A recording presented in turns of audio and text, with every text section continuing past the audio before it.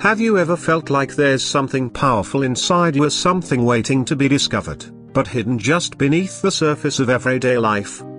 What if the person you think you are, a broken bar, is only a shadow of who you were truly meant to be? This is not just another story. This is a journey. A journey that begins with a quiet whisper inside your heart, the one that asks, "Who am I, really?" And as we unfold this tale, layer by layer, you'll not only follow the life of someone who dared to answer that question, a broken bar, but you'll start to see pieces of yourself within them.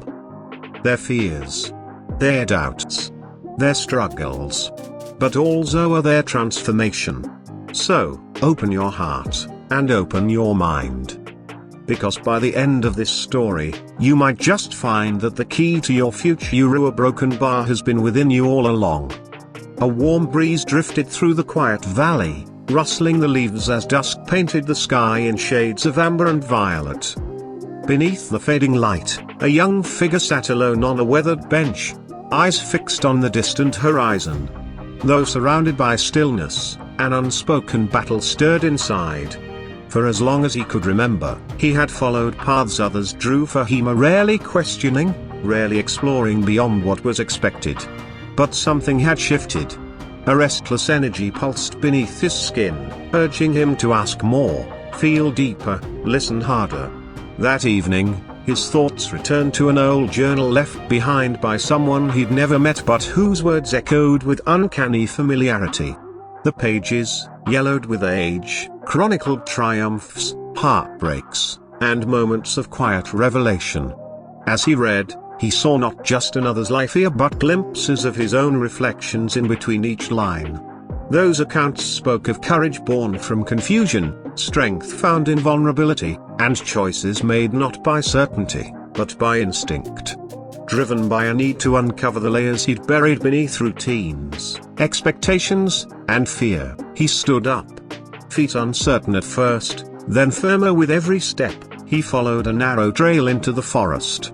Branches brushed his shoulders, and shadows played across the dirt path, but something inside him had awakened. Questions he had never dared to ask now crowded his mind. Why had he accepted limits without proof? What had silenced the voice he remembered as a child, bold, unafraid, alive? The path led to a clearing where a small cabin stood nestled between whispering pines. Inside, the air held a scent of cedar and thyme. It was here, in the quiet, that he met someone whose eyes carried decades of knowing. The old man welcomed him with a nod, as if he'd been expecting him all along. No words were exchanged for a while, just silence, broken only by the crackle of a fire and the sound of wind slipping through the trees. Eventually, the man spoke, not to instruct, but to reflect. He spoke of listening, truly listening, not just to others, but to the silence inside. He spoke of forgotten dreams, buried talents, and how many walked through life unaware they were sleepwalking. He told stories, not grand tales of conquest, but quiet moments where people chose truth over comfort, awareness over distraction. And slowly, the young man realized that he, too, had lived distracted, disconnected from the core of who he was meant to be. Night deepened, but their conversation continued, uninterrupted by time. They spoke of fear not as an enemy, but as a signpost, pointing toward growth. They talked about pain, not as punishment, but as a teacher with lessons wrapped in discomfort. Every word peeled away assumptions, unearthing a rawness he hadn't allowed himself to feel in years. And through it all, a fragile kind of hope bloomed, a belief that maybe, just maybe, he wasn't broken, a broken bar just unfinished. Days turned to weeks. He stayed in that cabin, rising with the sun, working with his hands, learning the rhythm of the land. But more than that, he began to remember parts of himself long buried. He remembered how he used to draw as a child, losing hours to colors and lines. He remembered the way music once stirred his soul, how melodies would pour from him like water from a spring. With every memory, he reclaimed something that had once been his. He also faced himself for his anger, his shame, his regrets. There were moments he wept, not because he was weak, but because he was healing. He wrote letters to those he'd wronged, even if they would never read them. He forgave those who hurt him, not for their sake, but to release the weight he'd carried for too long. And slowly, he began to see that self-discovery wasn't about becoming someone new, it was about returning to the self that had always been there, waiting. One evening, as autumn leaves began to fall, he stood by the lake's edge, watching his reflection ripple on the surface. He saw not just features, but depth of sorrow, joy, resilience. He smiled, not because everything was perfect, but because he finally understood that perfection was never the goal. Presence was. When it came time to leave, he packed not just belongings, but understanding. As he walked away from the cabin, he carried with him a sense of peace. He no longer needed to be told who he was, or who he ought to be.